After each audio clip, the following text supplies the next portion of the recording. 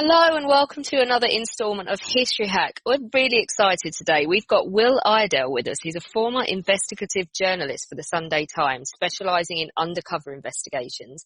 He's now a media consultant, but we're here to talk to him about his phenomenal first book, The Kamikaze Hunters, which looked at the end of the war in the Pacific, is a top 10 bestseller and is frankly brilliant. Will, hello.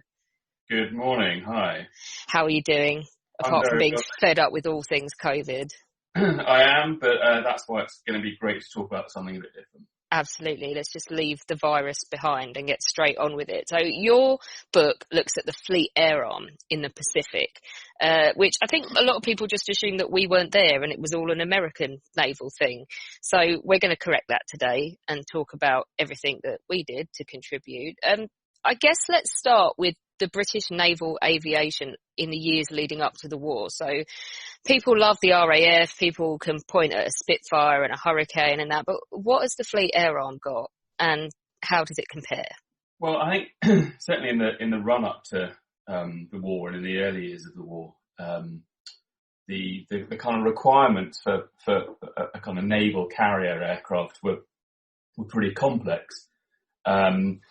And the Fleet Air Arm, I think, they had jack of all trades, multi-role aircraft, but they were sort of obsolete masters of none. They just didn't really fit all the roles that were required. They had primarily, I guess, the main one they had to start with was the Fairey Swordfish, which was nicknamed the String Bag. It was a biplane constructed from wood and rope and canvas, and it had a crew of 3.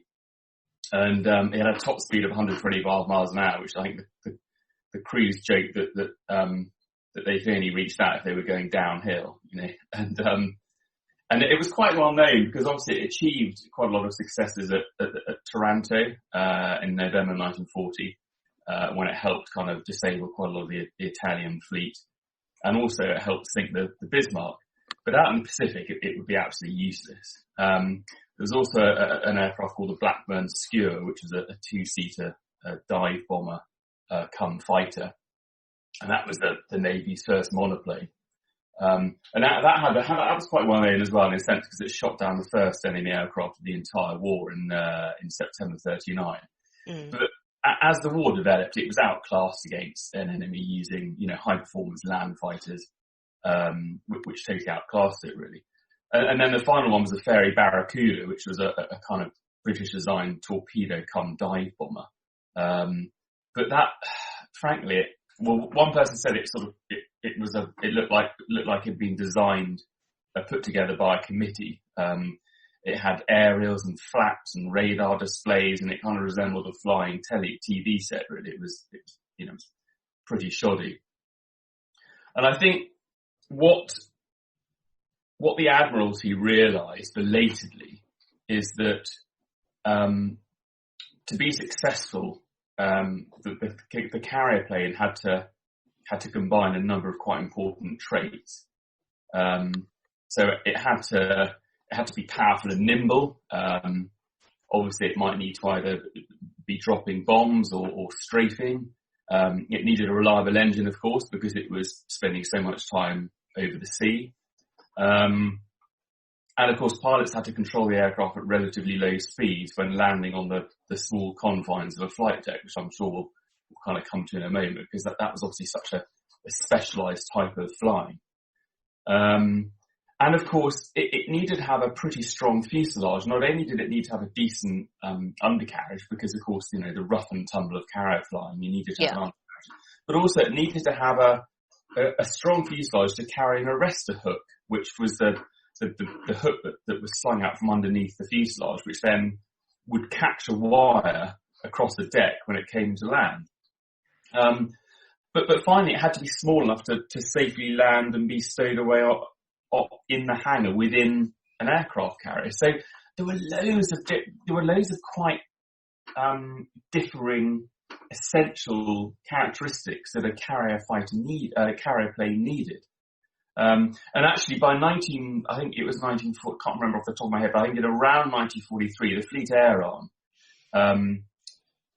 it was operating 62 different types of aircraft, but because it was so desperate to try to actually kind of find a small group of aircraft that would meet all these requirements. That sounds like an absolute nightmare in terms of maintenance, and crews that can like deal with all different kinds of aircraft as well. It's not ideal at all, is it? No, it's not ideal, and I think there was a sketch in the political correspondent for Flight magazine, the specialist aviation magazine. He wrote around the time as well. He was listening to a debate in the House of Lords just on this particular subject. Again, this was in the early 40s, and he paraphrased a famous soap advertisement around the same time, it ran, "They don't know what they want, and they won't be happy till they get it." And it was kind of as simple as that, because no one really quite knew exactly what they want and how they get it. But they certainly began to look at potential kind of substitutes for what was there before. So I suppose the one that might be the one that people have heard of is the Seafire, which was kind of the naval, I guess, brother of or sister of the Spitfire. Yeah. And, it kind of had a top speed of 350 miles an hour. It was armed with a couple of 20mm cannons and 4 303 machine guns. It certainly, flying around in the air, it was beautiful. It kind of had a lot of the characteristics of the Spitfire. But it was just too elegant, really, for the rough and tumble of the carrier deck. More Seafires were written off in deck landing accidents than destroyed by the enemy. And I think certainly, I can't remember exactly what it was, but I think by the reality is that I think the Fleet Air realised that they wanted a target of almost 2,000 aircraft by mid-1944, and they just wouldn't get it alone by looking at British aviation. So they decided to turn to America, and that's really where, in terms of the aircraft needed for the British Pacific Fleet, that's really where the kind of main role was. So I think the main aircraft, the main model that was used by the British Pacific Fleet in 1945 was the Vought Chance Corsair, the F4U Corsair, which again is an aircraft I'd not heard of before I started research. I'd heard of it, but I knew nothing about it. But it was a beautiful aircraft. It was pulled along by a 2,000 horsepower Pratt & Whitney double wasp engine. It was the first aircraft to reach 400 miles an hour in level flight. It was a funny looking thing, actually. I said it was beautiful. It's kind of like a Marmite plane, really, because it looked like an inverted seagull. It had these almost prehistoric wings. And the reason they were built like that is because the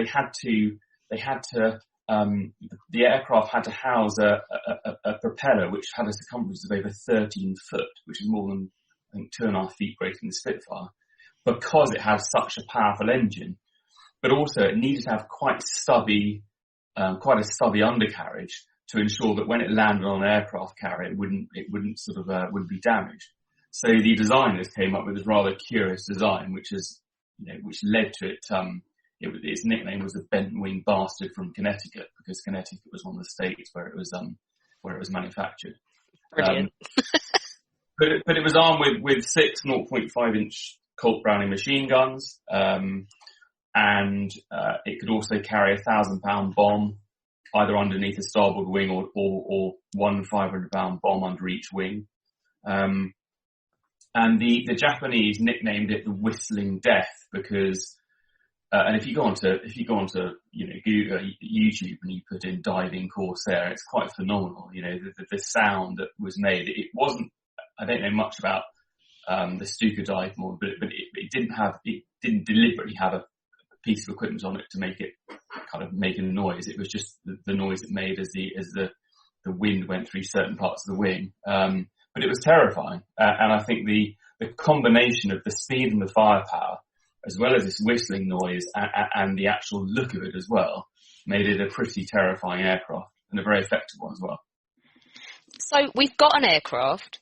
Yeah. How do our guys get to the Pacific? What's the story behind how the Fleet Air Arm ends up deployed to that theatre of war? So during certainly from in the early part of the war, from mid 43 onwards through to 44 and 45, the main protagonists in the Pacific War had been obviously the Americans and the Japanese.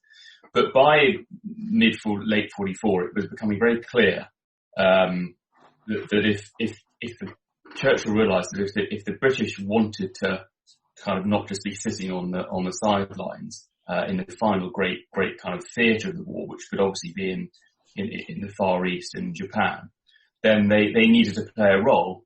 And the only way they could really play a role was through their navy. So kind of from mid-late 1944 onwards, the carriers of the Royal Navy began to make their way over to the Far East.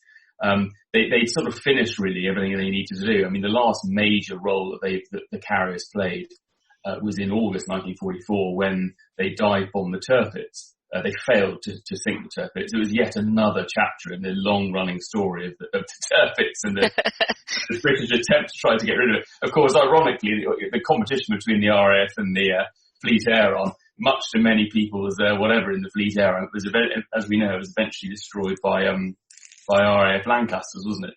But so after the failed attempt by the Fleet Air Arm to destroy the Tirpitz in August 44, Operation Goodwood it was called, they made their way over eventually they were going to make their way over to Australia.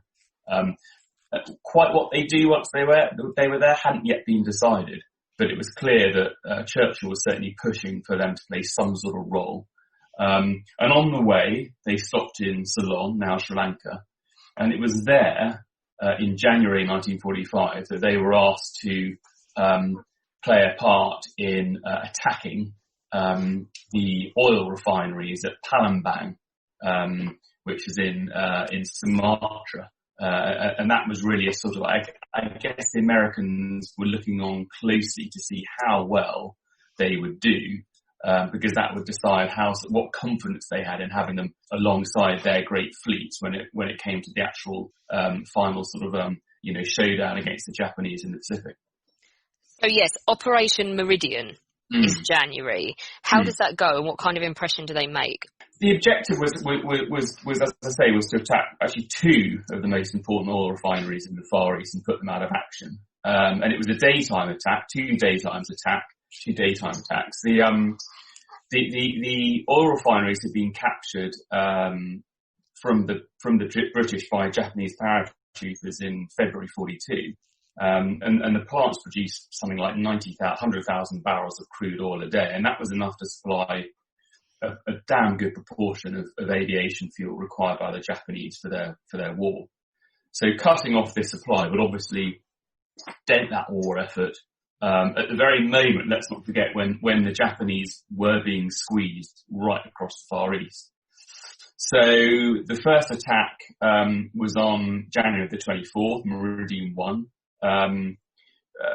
It was a mixture of Avenger bombers. We haven't actually talked about the Avenger, but very quickly the Avenger was an American dive bomber or glide bomber, which was far more effective than the British had. It was tough.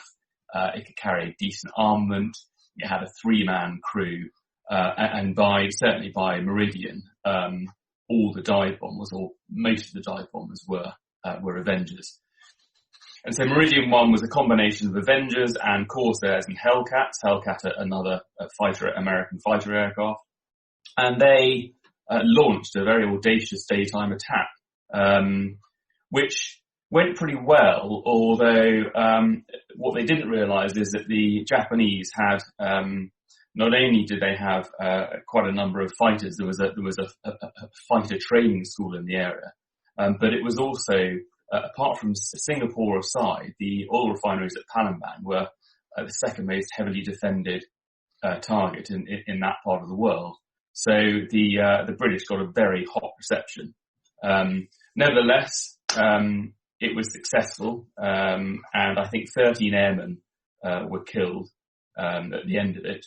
But by and large, certainly Admiral Vian, who was the commander in charge of the fleet, he was quite happy at the end of the day when that operation had been completed.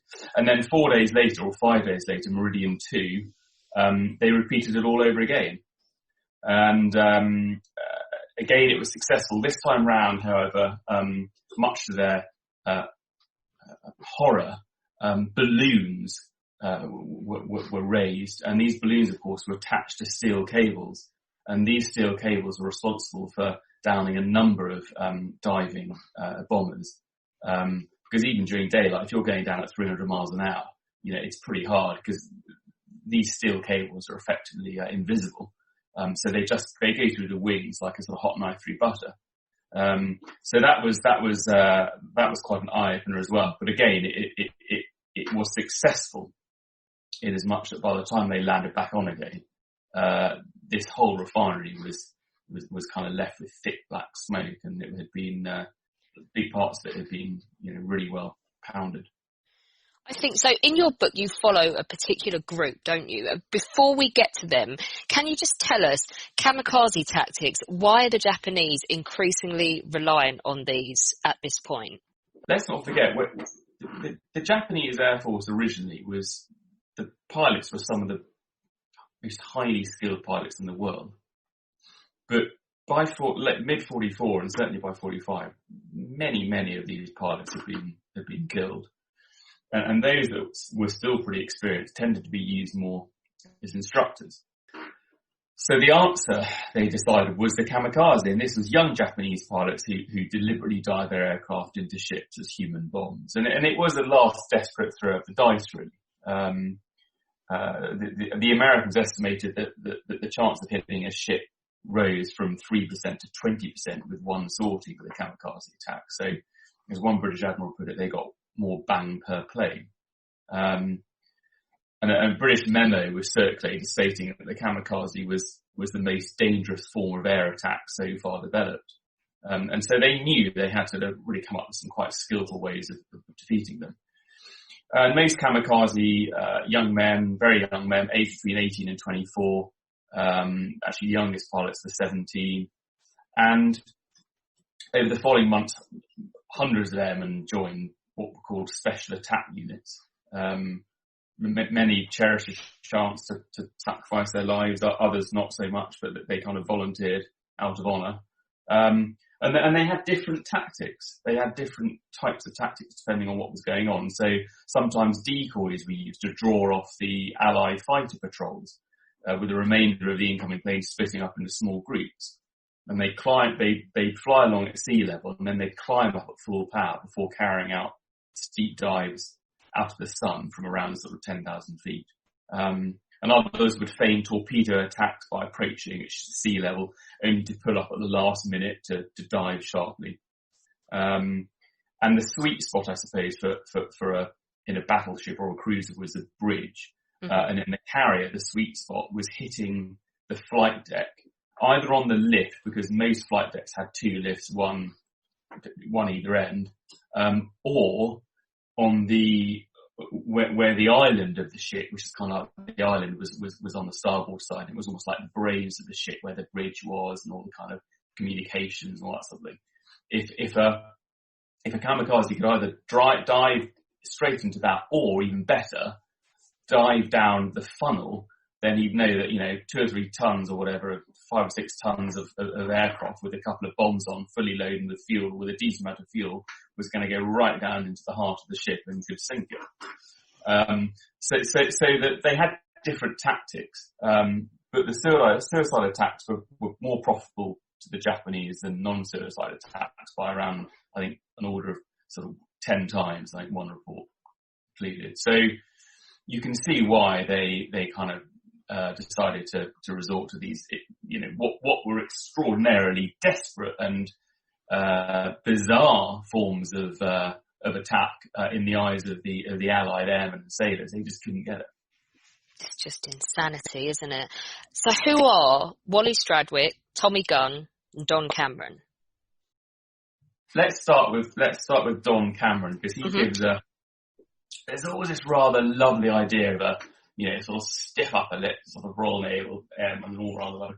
One has to remember that most of the guys who served in the Fleet Air Arm, it certainly by the time the Pacific came, 89% of them were volunteers. They were part of the Wavy Navy, as it was known, right? Because the stripes they wore on their uniform, the 2 stripes on their cuffs, they weren't straight laced, as they were wavy, which showed that they were hostilities only airmen.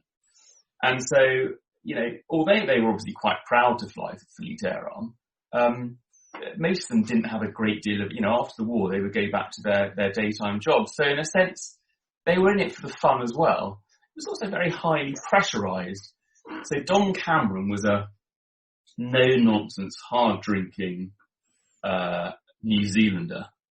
And he was a Corsair pilot in 1833 squadron, which was one of the squadrons on Illustrious, which was on the aircraft carriers. And there was a sort of rather graphic incident where after Illustrious had successfully shot down a kamikaze, which was about to hit I think it might have even hit it just brushed the side of the deck, I think, but it blew up, and bits of the plane flew onto the deck, including, Don Cameron noticed, a flying helmet with a rising sun painted on the top. And when he picked up the flying helmet from the deck, he was surprised to see a skull about the size of an ashtray with little red veins forming a mosaic on the blade. It's very graphic, I'm afraid, but war is, isn't it? So, and after supper, a couple of days later, I think Cameron and the other fighter boys had gathered for a bit of a piss up in one of their sort of small, tiny cabins in the kind of hull of the ship. And in the gloomy light with the condensation dripping from the pipes, and they were, drinking bottles of gin and vodka and whiskey, someone pulled out an eyeball, looking like a tadpole, which they'd found on the flight deck, and they dropped it into the bottom of the vodka bottle. But not to be outdone, Cameron rose to his feet, he staggered off to his cabin, and he came back with his piece of skull, which they took great delight in stubbing cigarettes. Now, in a sense, it sounds rather, it is, disregard for the Japanese, and looking through the 2020, it's appalling, but it was the sort of prevailing attitude of many of the guys at the time. Mm-hmm. Some of them had a grudging respect for the skill of the kamikaze pilot and pulling off a technically difficult piece of flying. But generally they were risking their lives on a daily basis and against an enemy they couldn't really understand. It's it's not playing by the rules, is it? The kamikaze sort of philosophy. No, it's not. And also, what one gunner on Formidable, another aircraft carrier, he said that you felt like they were aiming for you personally. Yeah. It kind of like, and the kamikaze pilot didn't discriminate. Whether or not you were the captain of the ship or you were the boy sailor, you were still all the target for him. So it was quite a personal form of warfare. It was a sort of 360-degree warfare. You didn't know where the attack was coming from. So anyway, so you can kind of see why Cameron was like this. And then on VE Day, let's not forget, right, that and I know we're jumping forward slightly, but on, in early April, right, and then in May, rather, in sort of whenever VE Day was, 8th of May, VE Day, 1945, when everyone here in the UK was celebrating, boozing, drinking, having fun, out in the Pacific, 6,000 miles away, they were thick in the middle of kamikaze attacks. Mm-hmm. And so, like on VE Day, I think they did manage to have a big old piss up, and dear old Don Cameron, ended up having to vomit an empty shell case in the wardroom because he had a bit too much to drink. Good man. Yes, exactly. So, but he had actually so he was quite experienced. He'd seen action over Italy in September 43, flying Seafires back then, and obviously because a number of British carriers were covering the Allied invasion of the troops at Salerno off Sicily. And he was shot down in his Seafire, and he ditched on the beach. A chunk of his arm had been shot away by a shell, and he was captured by the German army. And a few days later, being carried up in the back of a truck on the way to the POW camp, he leapt out of the back of the truck and made a run for it. And he managed to get back across enemy lines, helped by partisans. And actually, he was one of the few who then was shot down again. He was making a low-level attack in May 1945 on one of the islands near Japan. He saw his wingman get shot down over the airfield, and with his blood up, he returned alone. He made 3 passes over low-level passes, which I'm sure we'll come on to later, which you just didn't do that. The Japanese got the bead on you. they were very effective at creating things called flat tunnels, where you made one or maybe at the most two passes, but you never made three. And not surprisingly, he was shot down and he was captured, and he was taken to Formosa, now Taiwan, where he remembers being shoved in a cage, and sort of local kids were sort of shoving bamboo sticks in his ribs and in his rectum and stuff. It was pretty unpleasant. Anyway, to cut long story short, he survived that and he was liberated at the end of the war. But he was a good example of a really tough cookie, right? Really tough New Zealander. Tommy Gunn, so Palembang we talked about just now, Meridian 2. Tommy Gunn was one of three, a three-man crew and an Avenger. He was a 21-year-old. He'd grown up in a little Norfolk village, and his colleagues used to tease him about his accent and Norfolk being a bit of a backwater, which of course, so much has changed. And and he was a quiet little man, but sorry, that sounds really patronising. He was a quiet boy, right? But no one had an unkind word for him. He was damn good at his job. He was an observer in the event, which meant he sort of sat in the middle of it under kind of like canopy. And anyway, he was horribly injured during the operation, and Ian Patterson, a wonderful Scotsman who was the pilot, and Bob Taylor, who was the air gunner, between them they managed to get the aircraft back to the fleet, even though it was riddled with bullets. Gunn was horribly injured. A number of bullets from a number of passes from Japanese fighters thudded into his body. And Patterson managed to land his aircraft on the sea, and they all managed to get out. But when they were picked up by a destroyer a few minutes later, sadly Tommy Gunn had died. And actually the destroyer that picked up Tommy Gunn was the Whelp. And the Whelp, I suppose, is most famous because one of the young officers who was on it was the future Duke of Edinburgh. That's right. Yep, Prince Philip. Prince Philip, yeah.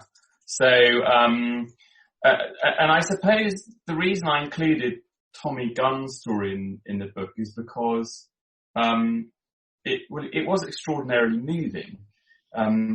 The way Ian Patterson and Bob Taylor tried to keep him alive on the way back, and then in the water, and actually it just shows as well. I think Ian Patterson said as they buried him at sea and his body slipped into the deep, Ian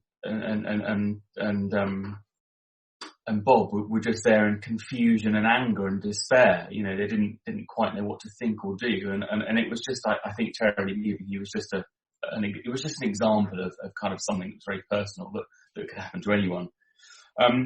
And then Wally Stragwood. Wally, I guess, is someone who, for me personally, was perhaps might have been most attached to in the book. Well, certainly of those who kind of didn't make it. Very briefly, the whole genesis for this book, Alex, is because I was in a village. I was walking across a village green of a very sort of summary kind of all creatures great and small style village fete. Back in 2010 or something in Kent. And this guy came up to me, and he didn't seem particularly old, and I was chatting away to him. Didn't mention the war or anything, but he had a cap on which said HMS Formidable. And he walked off, and I said to my who would then be my future father-in-law, I said, who's that? And he said, oh, he's Keith Quilter. I said, well, what's HMS Formidable? He said, well, I'm not sure. He said, well, I know that he fought against the Kamikazes in the Second World War. And I said, well, he couldn't have done, because he's British, and it was only the Americans who were against the Kamikazes. And of course, I did a bit more digging, and little did I realise that obviously we had a huge fleet out there. Keith was a Corsair pilot for 1842 Squadron, and Keith and Wally, they both trained together out in the States, like almost half of all the British airmen who fought in the British Pacific Fleet. Many of them trained in America because obviously you were away from the front line, so to speak, of the British skies where you could be attacked. The weather was very good, And of course, by 1942-43, they were beginning to train British airmen on American planes, and there's no better place to do it than over in the States. So Keith and Wally spent almost 18 months out in the States. First near Detroit, and then down in Pensacola, in Florida. You know, it was another world, Alex. Imagine being in war-torn, monotone, ration-hit blackout Britain, okay? And then you take a super quick liner, or you take a troop carrier over to the States, and suddenly life is in Technicolor. There is no rationing. I mean, there was a bit of rationing later on. You know, everything like steak, eggs, Coca-Cola, kind of big cars everywhere. Like, you know, nothing is denied. And so the guys had an amazing time out there. I mean, everyone talks about the Americans coming over here with their chewing gum and stockings and, you know, that sort of thing. But my God, the British going the other way. You know, because a lot of the American girls, here were guys with really nice voices, and they were very well behaved, and they this, that, and the other. And certainly Wally and Keith and many others had great fun with American girlfriends and that sort of thing. So Wally and Keith trained together. They came back together. They then shared a cabin, and they made their way out to the Far East. And I guess we'll come on to that in a minute. But to cut a long story short, Wally was the first British airman to be shot down over mainland Japan. He was making a low-level strafing run over an airfield with 3 other Corsairs, including Keith Quilter. He was in another one, and they were 300 miles an hour going over the airfield. And Keith looked across, and he just saw Wally's Corsair begin to dip, and then it just went straight into the runway in a great ball of flames. And perhaps the most moving thing, I guess, is that when Keith landed back on Formidable, he went back to his cabin that he shared with Wally, and of course, you know, they had a bunk bed, and there was Wally's empty bed, and he began to go through all his personal belongings because he needed to send them back to his mother back in Clapham. Wally was one of 3. He had an older brother who I think was out in Burma or somewhere, and he also had a younger sister. But his mother absolutely doted on him. She was, you know, he was the apple of her eye. So Keith knew he would have to send all these things back. And Keith knew that Wally had kept a diary, but he obviously didn't really pry and didn't really, you know, kind of ask him too much. But he found this diary, I think, in Wally's desk drawer within the cabin in Formidable, and you know, he clearly decided to have a little look through it. And his final diary entry, just 4 days before he killed, was extraordinarily poignant. I mean, I've got it here, or not it, I've got a copy of it. I don't know if you want me to read you his final, final excerpt. So this is Wally about, I think about, as I say, about 3 or 4 days before July the 18th, 1945, and he says, "I don't know if it is a particular fault of this air arm or not, but we've been on this ship so long, with long periods between ops, that I feel the full twitch over this coming due. The whole thing hinges on strafing. God knows I'm just as scared as anybody flying on any op. But that disappears once the fun starts. However, I like the idea of fighting with brains and skill. Air-to-air fighting is the ideal. You have to use both, whether the odds are for or against you. Strafing, on the other hand, in its present form of diving over defended airfields, is another matter. My argument is that you can use your brains and skill in executing the approach, attack and getaway, but no matter how well you're acquainted with the anti-aircraft defences and their positions, at the vital moment when you're down over the target, in full view of the defenders, I maintain that the odds are pretty high that some, maybe only one gunner, has a near enough no deflection shot on you. Hence, the only time that matters, your life depends to a very great extent on absolute luck. All that comprises the one fact that gives us the jolly old twinge of twitch. However, we shall force on." It's terrible, isn't it? Yeah, I mean, it's horrific, isn't it? Because without making it sound trite, it's sort of, you know, not saying he foresaw his death, of course he didn't, but, you know, these daylight attacks in the last few weeks, and I guess I'll come on to in a moment, were really, you know, there was really no air-to-air fighting. It was all about daytime, low-level ground strafing. And it was extraordinarily dangerous. And actually, in the grand scheme of things, didn't really make much difference. So, and Keith is still alive. He lives 5 minutes from me. He's 98. He's in great form. And when Keith went home and he sat on that diary for 70 years because he couldn't bring it himself to take it back to Wally's mother. He just couldn't, because he knew it would just kill her if she saw it. Mm. And then when I was researching the book, Keith and I had become really good mates by then. When I was researching the book, through reasons I won't bore you with, Wally's niece got in touch, grandniece got in touch, the granddaughter of his brother. And it so happened that I met her, and it so happened that Keith had the last diary of a series of 4 others that Wally had kept throughout the war from when he was 16 at the beginning, or 17. And so Keith was able to reunite the diary with the family. And obviously, although his mother had long since died, his sister Sheila was still alive. And so in a sense, the circle was complete. And the burden that was then lifted off Keith's shoulders, phenomenal, because he felt so guilty for all these years that he kept on to this diary, even though his motivations were fully understandable because he didn't want to hurt Wally's mother, you know. So let's talk about those last few weeks. Let's talk about Task Force 37. So I guess very, very quickly before then, so the British Pacific Fleet made its way down after Meridian 1 or 2, which had proved to the Americans that the Brits could do their job. They made their way to Australia, and then in Australia the fleet gathered, and the distances were huge. In 1945, in early 1945, after Meridian 1 and 2, the attack on Palembang, the British Pacific Fleet had proved to the Americans that it was capable of operating effectively. So the 4 carriers made their way to Sydney to join the American fleet, and they then sailed north.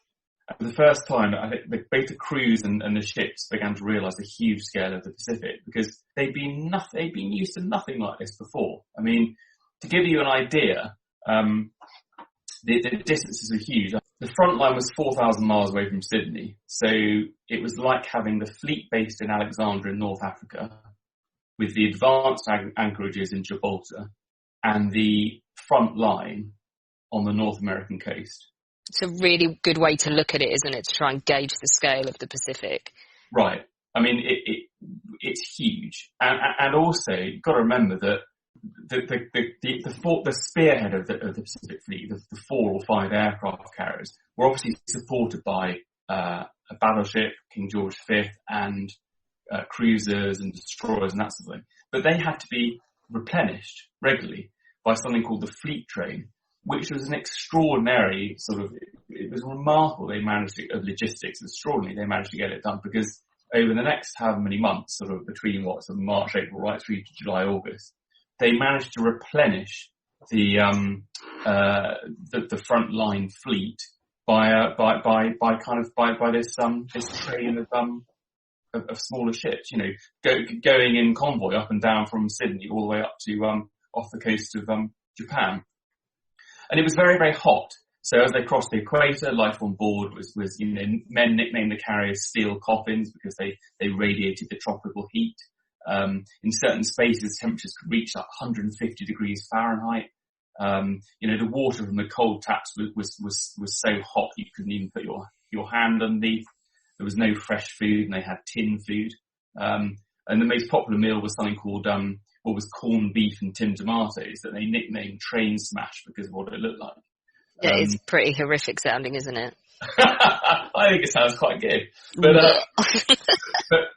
So they reached Okinawa, and the reason they were up there is because Operation Iceberg was the Allied code name given for the invasion and capture of Okinawa, which clearly we've all heard about Okinawa. It was the massively strategically crucial island, 350 miles southwest from the home islands of Japan, which the Americans knew that they had to catch before they could commence with a planned invasion of Japan. And they expected the Japanese to fight to the death. I mean, Okinawa was defended by 100,000 troops, and it was really the last line of defence. And second only to D-Day, Okinawa would be the greatest amphibious assault of the Second World War.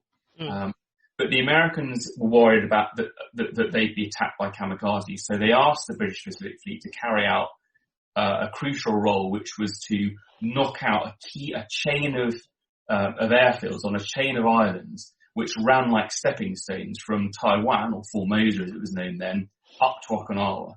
And that's what the British Pacific Fleet were asked to do. So on April the 1st, Easter Sunday, the Americans landed on Okinawa, and 300 or 200 miles to the southwest, the British started launching fighters and bombers to attack the airfields on these little islands. But about 10 to 7, all hell broke loose. The British radar picked up a formation of 20 aircraft in the west, and the fleet went into a code red and braced itself for a kamikaze attack. And imagine the radar room in the islands, the teams would be concentrating, watching the attack develop, plotting the incoming aircraft. The ship's guns opened up with a thunderous roar, and the outside and the sky was filled with puffs of black smoke, and the maximum range of the ship's guns was about 11 miles, and they could send out shells at something like 2,000 feet a second. But they only had a small window of time to do that. And if they didn't shoot them down and the kamikazes broke through, then really the only final line of defence was the ship's fighters. And one of the fighters broke through, one of the kamikazes broke through, and it hit Indefatigable, which was the name of one of the aircraft carriers. And actually, although the damage appeared to be pretty serious at the time, the British aircraft carriers had steel decks. They had steel armour plating, I think about 4 inches thick. And unlike the wooden carriers, unlike the American carriers that were made of wood, this meant that the actual damage overall was far less serious than it might have been.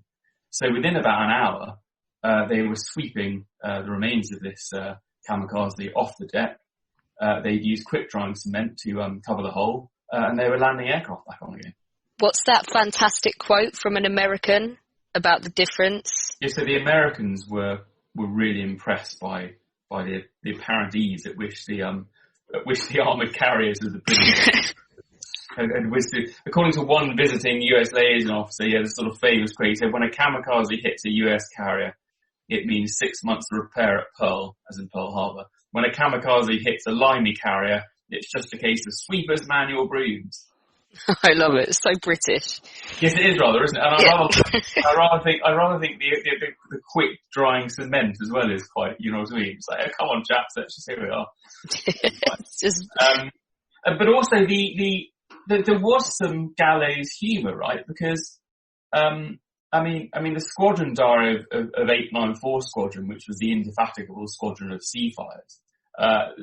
It's lovely. This was obviously written on the day or the day after, and they said April the 1st, All Fools' Day, and did we buy it? Early in the morning, the Japs attacked with a suicide. Their first reaction, diving from 2,000 feet, it hit the bottom of the island doing no mean rate of knots. Splat. I mean, anyway. Oh, it's just it is gallows humour, but you had to be there, I think, to understand. You had to be there, and I think that's the way they got through it, because, you know, again, I mean, it was May the 4th, May the 9th, more kamikaze attacks. Formidable, one of the key carriers, that was hit, and it looked from the other carriers and the other ships around Formidable, a great pool of smoke went up, a great pool of steam went up, and it looked, for all money, it looked like the thing was going to sink. And Anthony Kimmons was a film director, and he joined the Navy at the outbreak of war, and he was now the fleet's press liaison officer, although actually he didn't do a great job, because no one back in the UK really, there's, you know, bugger all going on in the British press about it. But anyway, he was watching from another carrier alongside Formidable, and it was a grim sight. And he wrote something which I'll read out, because it's quite, if we've got time, because it's quite, he said, we were just getting our breath back when a voice said beside me, God, look at Formy. It was a ghastly sight. All you could see was the bare outline of her hull, and rising above it from stem to stern an enormous pool of black smoke, belching furiously as huge red tongues of flame shot upwards every time something else caught fire. And right amidships a gigantic white fountain as high-pressure steam screamed into the sky. But the thing that almost took one's breath away was the fact that something else was screaming upwards too.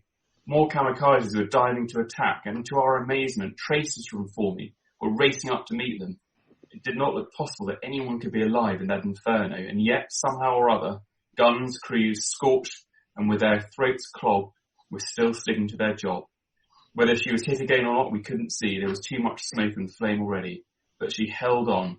Her engines were still heaving over, boilers had been put out of action, but those men down in the boiler and engine rooms were determined that she should keep her pace within the fleet. So it was, it was pretty hairy stuff. So after the Operation Iceberg, which was ultimately successful, the Americans, I think Nimitz had said that the British had helped keep the Jap suiciders off our backs, was his quote, and they took their place alongside the American Third Fleet, as it now was. It rather confusingly changed from the Fifth Fleet to the Third Fleet, even though it was the same group of ships. They took their place alongside the Americans for the final kind of operations over mainland Japan, the main island of Japan in July and August 45. And don't forget, of course, that everyone thought that the invasion of Japan was still going to take place in the autumn of 1945. So the fleet was really tasked with kind of softening up mainland Japan, really through attacking airfields and kind of other small targets by low-level daylight raids. And the aircraft would take off from the carriers positioned a few hundred miles off the east coast of Japan, and then they would carry out their raids, and then they would come back. And it was, you've got to imagine, I mean, everyone thought that the Japanese had saved up to 10,000 kamikazes for the final great battle in Japan. Yeah. There was a sense of complete fear and foreboding for these young British airmen who are now flying right over the mainland Japan itself. And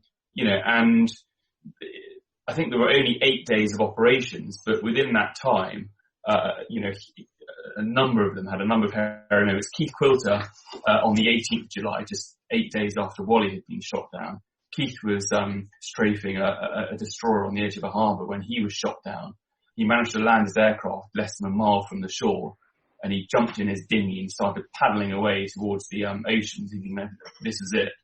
And then he saw a black sort of sinister object on the water coming in towards him, and he assumed that it was a Japanese submarine. And to his great delight, it was actually an American submarine that had been radioed up by one of the other aircraft and said, "Look, you need to go in and pick this bloke up." And the first thing, when they got to him and they heard him speak, the first thing they said was, "Oh, dog, we've got ourselves a goddamn limey," But they picked him up anyway. And so these operations went right on up until August the 15th, 1945. And in fact, the last dogfight of the war involved a young Seafire pilot called Fred Hockley, who was with our 894 Squadron of Indefatigable. He was shot down over Tokyo Bay. He landed. In fact, this was after the surrender, but very tragically, he was forced to dig his own grave, and then he was shot. Oh, it's just awful, isn't it? Speaking of, considering this is not a campaign that we associate with the Royal Navy as such, as you say, there's bugger all coming out in the press at home about this involvement. How significant are the casualties? Yeah. Look, I mean, in the grand scheme of things, the casualties are a pinprick, right? So I think it's something like just 105 airmen from the BPF were killed in enemy action across, I think, 36 strike days. And that's 20% of all Fleet Air Arm crew killed worldwide in 1945.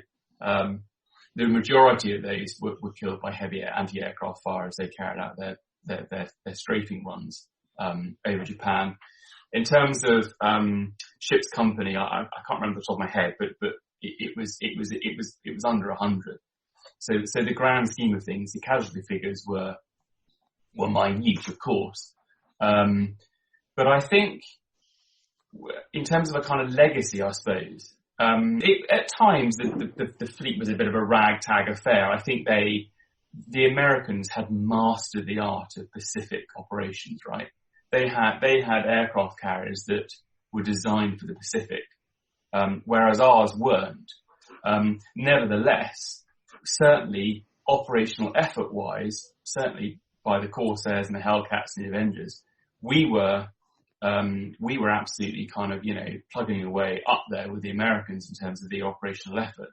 And so I think in terms of the legacy, there's no doubt that we can be proud of the role that certainly the airmen played, over the Pacific in those last few months of the war. And don't forget as well, Alex, that at the end of the war, the carriers helped repatriate more than 24,000 POWs from Japan. So the vast aircraft the vast hangars within the hulls of the carriers, the aircraft were removed. They were replaced with hundreds of beds. Nursing staff were taken on board, and they became sort of humanitarian ships. And actually, I haven't got it with me, but there's a terribly moving account of a humanitarian drop that was made by a number of aircraft from the British Pacific Fleet over a PAW camp on mainland Japan, just after the surrender. And they wrote a letter which made its way back to the fleet. And the guys on the ground said, we've been waiting for 3 years for the Royal Navy to turn up. We knew you wouldn't let us down. And you should have, they dropped things like, they dropped obviously first aid packages and stuff, but they also dropped things like, food and tins of things. And the guy said, you should have seen the men stuffing their mouths with peaches and cheese and nattering to one another. They hadn't been this happy for years on end. So there was a real sort of feeling that, I think if the BPF hadn't been there, then they wouldn't have been able to carry out that role either, that humanitarian role. Will, thank you so much for coming on to give us an overview, a really comprehensive overview of kamikaze hunters and a much forgotten aspect of the Royal Navy in the Second World War. I think it's fantastic. Alex, thank you very much for having me. Join us tomorrow when Emma Southern is back. Woohoo! So Emma has just released her new book about Rome and murder and Romans doing murder and what it meant culturally and how they got away with it. It's bonkers. And we've taken not the most obvious cases she's talked about in the book, but some of the more amusing, esoteric ones. And we talked about those with her. So join us for that. We are now on YouTube. We are posting all of our new episodes on there, and we have our own channel, and we are gradually posting all of the back episodes because we have been made aware of the fact that you can only find the last 100 on some platforms, so you can go and listen to your heart's content and laugh at the cartoons and have a great time. One particularly great thing about it is that we have organised everything into categories, so if you just want to listen to all of our World War II shows, you can do so, or there's ancient history, or there's TV tie-ins, if you just have a hankering for famous people, so you can select what interests you the most and listen to it in one go. So do go over there and subscribe. Don't forget, you can become a patron of History Hack for as little as $1 a month. Just go to www.historyhack.podbean.com. It will help us keep going in the aftermath of the coronavirus, and we would really appreciate it, as we would love to do so.